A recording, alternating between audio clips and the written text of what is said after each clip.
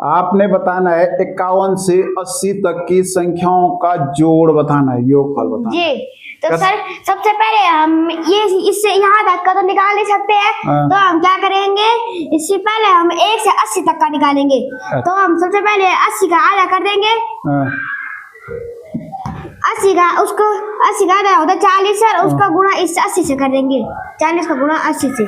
अब यह सीधे 8 8 8 का बराबर 8 24 8 चौको 32 होते हैं। तो सीधा हम 32 लिखेंगे और इसके आगे 2 जीरो लगा देंगे। एक 80 वाला जीरो, एक 40 वाला। 3200 हो गया। अब हम इसमें 40 और जोड़ देंगे। 0 और 4 का 4 ही रहेगा, 2 का भी 2 ही हो गया और 3 का 3 ही। थोड़ा बड़े बड़े लिखो। हाँ 3240 ही।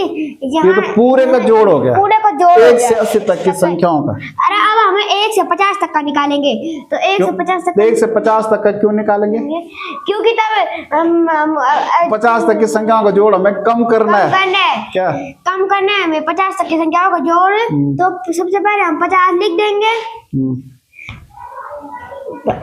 और गुणा इसका आधा होता है 25, 25 से गुणा कर देंगे। 25 पंजे 125 और ये 0 50 का 0 इसका क्या जाएगा। और अब हम इसमें 25 जोड़ देंगे। पहले हम आधा से गुणा करते हैं, फिर आधा ही जोड़ देते हैं उसमें। जी 5 का 5, 5 तो 7 और 2 का 2, 1 का 1 ही रहेगा। तो अब हमें इसमें से इसको घटा देंगे।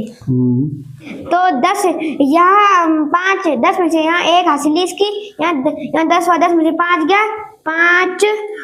और अब यहाँ हम घटा नहीं सकते, इससे 1 हासिल ली, यहाँ 13 होगा, 13 में से 7 गया 6 और यहाँ 1 ही बचा, 1 हासिल ली 11, 11 में से 2 गया तो बचा 9 और यहाँ 2 बचा, 2 में से 1 गया 1। यानी 51 से 80 तक की संख्याओं का योग इतना होगा 1965। बहुत बढ़िया।